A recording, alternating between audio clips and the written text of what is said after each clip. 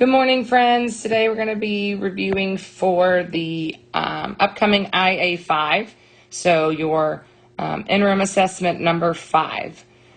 This is going to be a longer video, but it will show you all the types of problems that you should be studying to be successful on the IA5. The first thing you want to make sure you know about is absolute value. All right, remember those absolute value is the number with these brackets on either side. Okay, so if I had the absolute value of 5, that would equal 5 because the absolute value is how many spaces from 0 that number is. All right, but if I have the absolute value of -5, that is also 5. So basically these brackets, if you have a negative number inside of the brackets, it just turns it positive. Now, if you have the negative sign on the outside of the two brackets, then that means that's the opposite of the absolute value of 4. So I know the absolute value of 4 is 4. But I have this negative on the outside, so this number is actually -4. Okay, but if your negative is inside those brackets, that's when it goes to positive. If your number is positive on the inside, there is no change. So if I had the absolute value of -5, could I say that the absolute value of -5 is equal to negative absolute value of 5? Well, let's just do this. So this negative sign is inside the absolute value brackets. So that means that that's just going to change positive. All right, this negative is on the outside of the brackets. So that's saying I want the opposite of whatever this is. Okay, so that is +5 on the inside, and if I want the opposite, I would have -5. So this is not true because 5 does not equal -5. All right, what if you see something like this? So I'm just going to do the absolute value. So the absolute value of -5 is 5, and then I just carry this down because it's on the outside. So I have the opposite of the absolute value of 5. That would be negative. Only because that negative is on the outside of those brackets. All right, next we're going to be talking about finding the value of an expression. So say I have all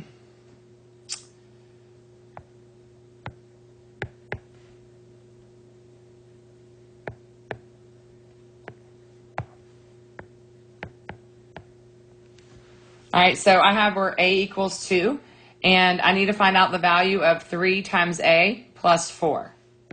So all I'm going to do is take whatever the value is of a and replace my a with its value, which is 2. Got that from there. All right, now you're going to use PEMDAS to solve. You have to do it in this order. So I have multiplication and addition. So I know that multiplication comes before addition. So I do the multiplication first. Then I just bring that down, and now I can do my adding. So I got 10 for the value of 3 times a plus 4, where a equals 2. So you just replace and solve. All right, but what if you have something that is a little bit more difficult looking?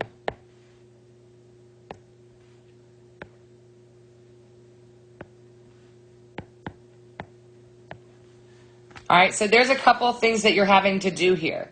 The first thing I would see to do, the red flag, is, hold on, let me give you an end value, sorry. So the first thing I would do is replace all my variables with what your variable equals, which here it says n equals 2. So I'm going to replace all the n's with 2's.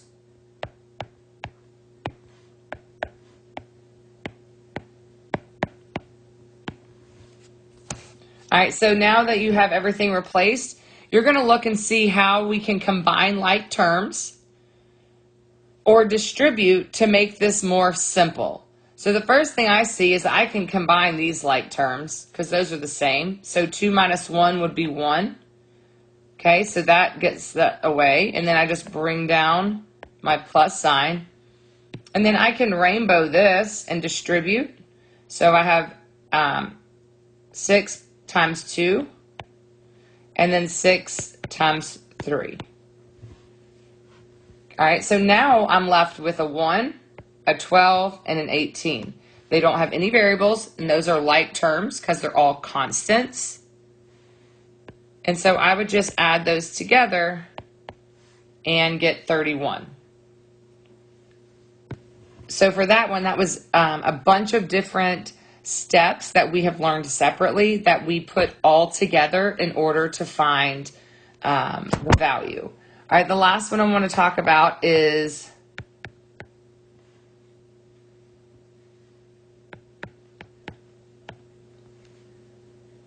exponent. So if you see an exponent, all right, guys, you do just the same exact thing. This tells you x equals 3, so you would just replace. So 3 to the second power plus 3.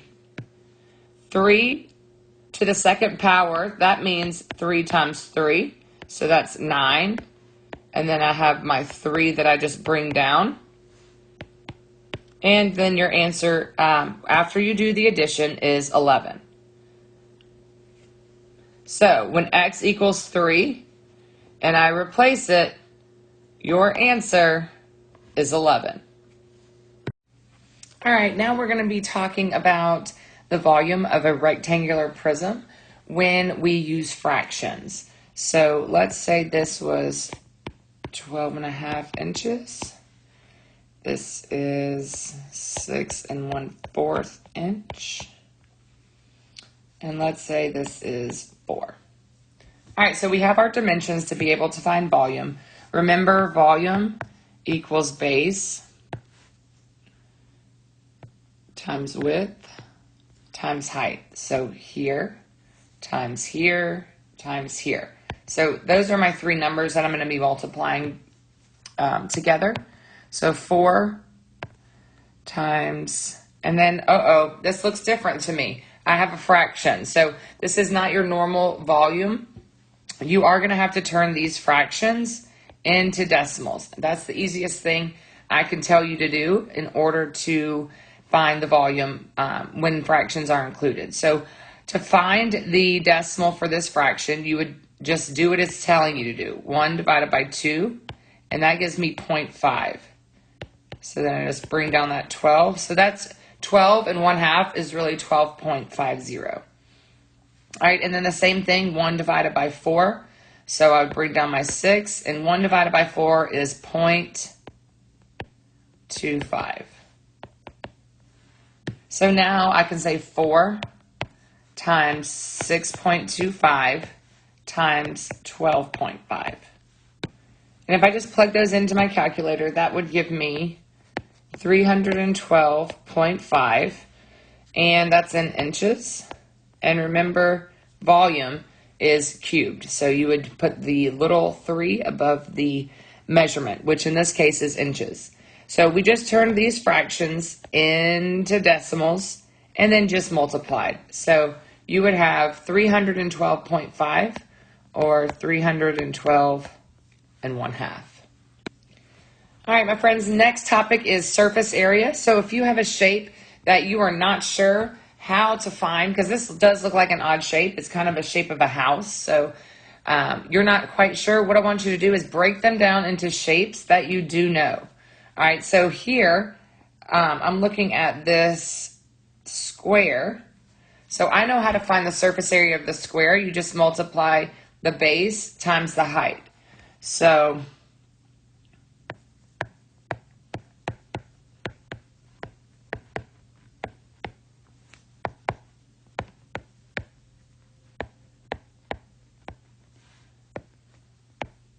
okay, we're going to break down the shapes. All right, so I have my cube, 5 times 5. So this I can say is 25. And let's say these are in inches. So that is inches squared. All right, now I have this triangle right here. And to find the area of a triangle, you would do base times height, but then remember you need to divide by 2. Okay, so that's for triangles. All right, so base times height. So the base here is the same as that. So it would be 5 times the height, which the height is here. So the height is 8. And then I need to divide it by 2. Remember, with triangles, you always have to divide by 2. Okay, so 5 times 8 is 40. And then I would divide by 2, and that would give me 20. So I can say this is 20 inches squared. Now, if this is 20 inches squared and this is 25 inches squared, then how do I find the total? Well, I would take 25 and add 20, and I would get 45 inches squared.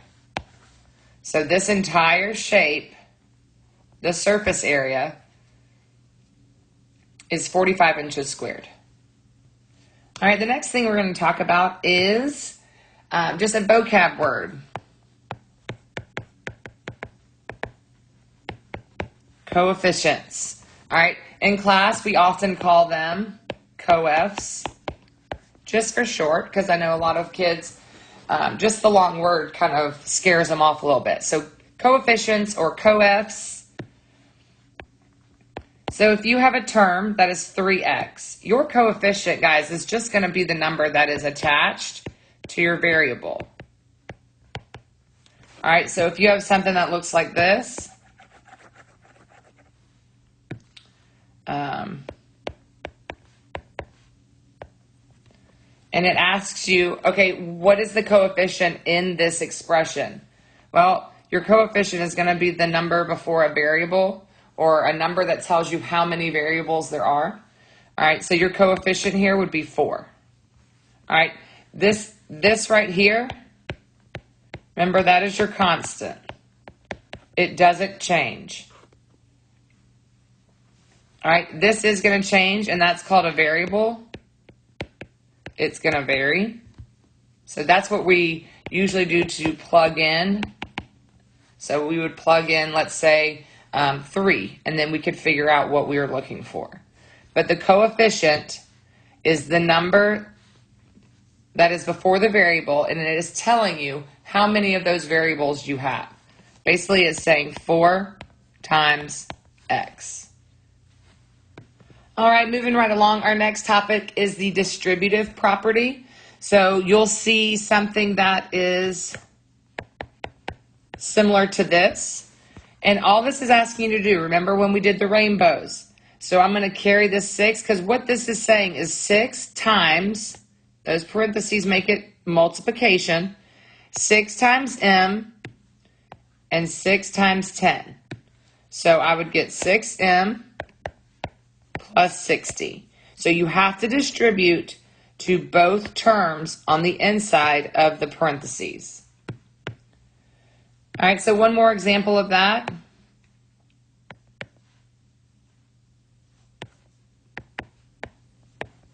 Four times x plus 3. You would rainbow the 4 to the x. So 4 times x is 4x. And 4 times 3 is 12. And you bring down that sign. Okay, so using the distributive property, we were able to take this and turn it into this, and they mean the same. They are the same thing. This one is just more simple, if you will. All right, let's talk about verbal expressions. So when you are reading in words, so our own personal language, when we read that, what we're asking you to do is to change it basically into a math language. So we can read 10 less than a number is 40. All right, well, how do we write that in math language? All right, well, I would say 10 less than a number. So I'm going to mark our number as n, and I'm going to do 10 less than that. And they say is 40. So is means equals. Okay, so I turned these written words into a math language. And now I can solve. Okay, so remember you're going to do the opposite of whatever's happening to the variable. So the opposite or the inverse is adding 10, which means those cancel and I'm left with n equals. But remember, we can't be mean girls. Whatever we do to this side of the equal sign, gotta do to the other. All right, so we would add 10 here as well. And we would get n is 50. All right, remember to check yourself. We plug it in, plug it in. So put that 50 in where that n is, and you would have 50 minus 10 equals 40. Is that true? Yes, that's true, so we know we got it correct. All right, one more example of this. I have 3 times a number minus 14. All right, so 3 times. This is that word I want you to see and think, okay, what does that mean in a math sense? Well, that means multiplication. So we will multiply when we hear the word times. All right, so 3 times a number. So I usually mark a number as n, and I'm going to do 3 multiply n. So I write that as 3n. And then minus 14. Minus means subtracting, so minus 14. All right, let's talk a little bit about word problems. So when we are trying to read a word problem and then write an expression from it. So let's think about us, you and your family are going to the local baseball game, and the tickets per person are $10, so $10 per person.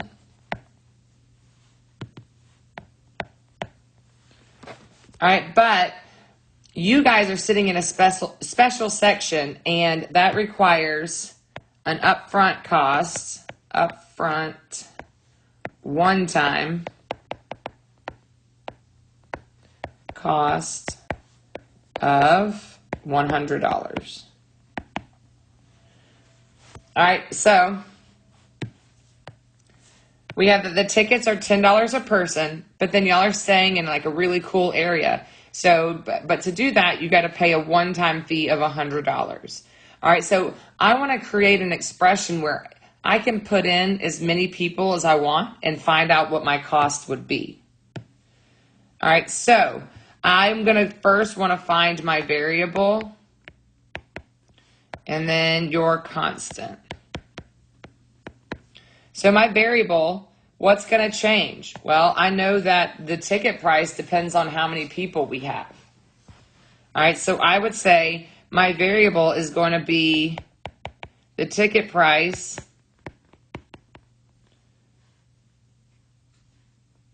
times how many people, so number of people. All right, and then my constant is going to be this $100 flat rate. All right, so ticket price, which we know is 10, and then times the number of people, and then we want to do something with this constant. All right, so to write my equation, I'm going to say that my total, and I'll mark that as T, equals, and I said it was $10 per person. So I'm going to write 10P, and P will stand for person, plus that $100 original flat fee. So if I finally get our head count and I know that I have 12 people coming, I can plug that 12 right in and I can get my total. All right, so let's write that out. So I would say T equals 10 times 12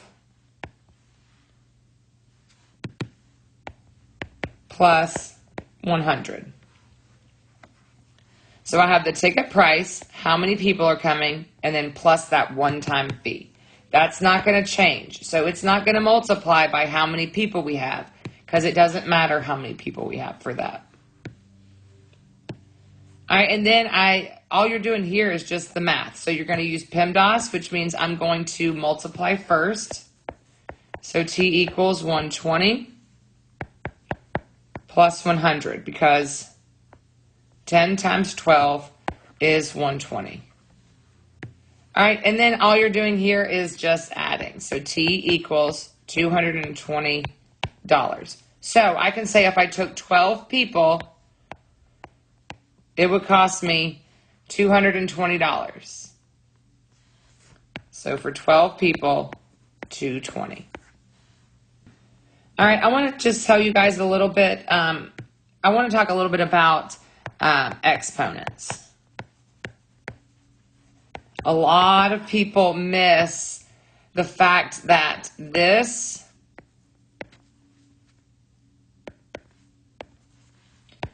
and this are two different things. All right, 4 times 3 equals 12. 4 to the third, that's 4 times 4 times 4.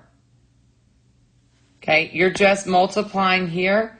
This number up at the top, the little number, tells you how many times to multiply the base by. So, but you're multiplying it by itself, not by 3. That 3 is telling you how many 4s you need. So you can really look and say, all right, I need 3 4s. So there are my 3 4s. And then I know that those are all being multiplied by each other. So one more example, 5 to the third, that is 5 times 5 times 5. Okay, 5 times 5 is 25. And then you would multiply 25 by 5 again. And you would get 125. So 5 to the third equals 125. All right, but look, if we did 5 times 3, that would only give us 15. So do you see what a massive difference it is between the two? All right, let's talk a little bit about inequalities. So just to know, I always talk about Pac-Man. So Pac-Man is always going to eat the higher number. Always. All right, so if I have 4 is greater than 2, that's exactly how I read it, because that's saying that this Pac-Man is eating the bigger number. All right, if I have X and 3, and I wrote it this way, this would be read, X is less than 3, because the bigger number is being eaten by the Pac-Man. All right, you can also have something that looks like this. So it's the greater than or less than signs, but they also have a line underneath them. That also is equal to. All right, so if it was written up here, that would be said X is greater than or equal to 3. All right, if we're talking about graphing, so main thing to remember is if you just have greater than or less than, then your bubble is going to be open. If it's greater than or less than and it has those equals, so greater than or equal to or less than or equal to, your bubble will be closed. Okay, that's just something that you need to learn. Okay, I always think about it as if it's closed, that means that it's included. Okay, so that means that it's also equal to that number, not just greater than or less than that number. All right, so if I have X is less than 5, okay, I know that my circle should be open because I don't have the equals. So I'm going to go put my circle over this number, which is 5. All right, and it is open because there's no equal sign. All right, now the direction in which it goes, I always just follow this arrow. You can also say, okay, think about it. X is going to be less than 5. So what are my numbers that are less than 5? Oh, this way. So I know that my arrow needs to go that way.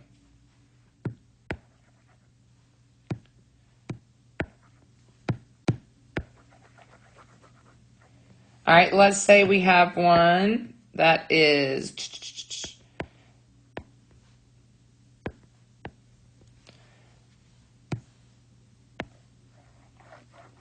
All right, if we were going to graph this on a line,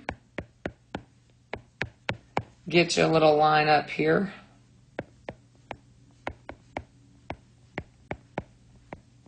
All right, and this is red. X is greater than or equal to 3. So I know right here that my dot is going to be closed because we're also including that 3. So I'm going to put a closed dot on the 3. And then this arrow is pointing to the right, but I'm also going to just make sure. So this is saying that X is going to be greater than 3. So that means I need to touch the numbers that are greater than 3, which is this way. Because 4, 5, 6, 7, 8, those are all greater than 3. 2 and 1 are not greater than 3. All right, you would solve inequalities the same way you would if it had an equal sign. All right, so you're wanting to do the inverse or the opposite. All right, so right here, we are multiplying. That's 3 times x. So I would want to divide if I did the inverse. All right, but whatever you do to one side, you got to do to the other. So we're going to divide both by 3. So that leaves me with x is greater than or equal to 10. So then if I wanted to take it down and graph it,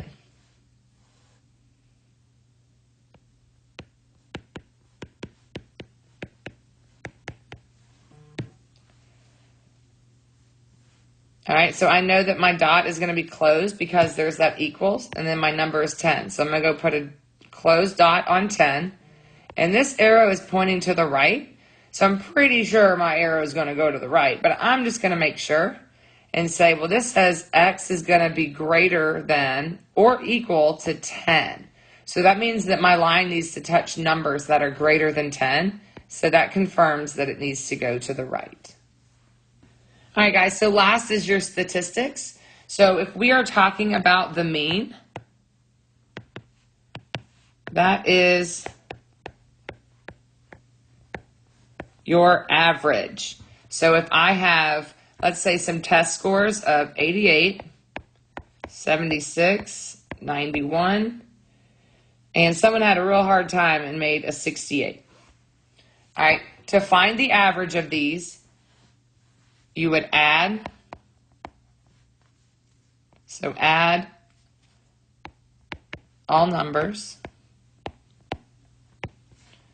and then you would divide that number by how many terms. All right, so I would add 88, 76, 91, and 68. All right, that would give me 323.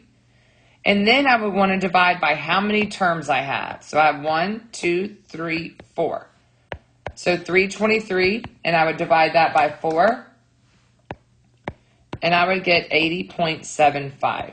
So the average for these test scores are an 80.75. All right, guys, when we're talking about the median, that is let's see, all terms in natural order. So put them in order, 1, 2, 3, 4, 5, 6, 7. In natural order.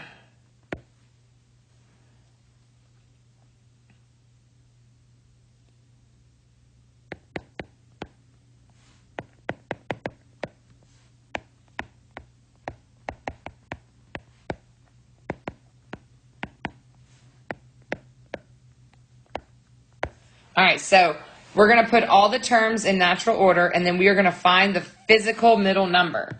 So let's say that I had, let's say the temperatures this week were 54, 48, 62, 71, and 38. Because that is about our weather. So I would want to put these in natural order. So from smallest to greatest. So I would say 38, and then 48, 54, 62, and 71. And then I'm physically going to go to the middle number. So I have a total of 5 numbers. So the third number will be my middle, and it's 54. So the median of those numbers would be 54. All right, lots of questions. What if I have an even number? What happens? So let's add, let's say, an 80. All right, so what you would want to do is find because now there's going to be 2 middle numbers. So you have 2 numbers on each side. So we would take the average of those 2. So 54 and 62. So you would add those together. And that equals 116. And then you would divide that by 2 because you only were adding these 2 numbers. So 116 divided by 2, your average would be 58. The biggest thing to remember, the difference between median and mean, is the mean doesn't have to be in a particular order. You're just adding those all up and dividing by how many numbers you have. The median you have to put in order from lowest to greatest and then find the physical middle number. So counting how many numbers you have and which one is in the middle. All right, the last statistical vocab word we want to talk about is the range. So that's going to tell you what it says. What do your numbers range from? So this is another one that you want to put in order. All right, and make sure that you put these in order and you don't miss a number, because a lot of people get messed up because they don't have their numbers in the right order. So let's say these are the ages of a family that has 4 kids. So I'm going to put them in order from least to greatest. So 13, 14, 16, and then 21. All right, and then so the range is going to be the difference between my smallest and my biggest. Okay, so if I did the difference between those two, I would have a difference of 8. So the range for this data is 8. So I can say that my kids range 8 years. I'm sure you may have heard people say that. My kids range 8 years. That means in 8 years, I've had 4 kids. All right, my friends, so that is all I have for you guys for your IA5. Please make sure you do all the practice, and if you have any questions, feel free to send me an email.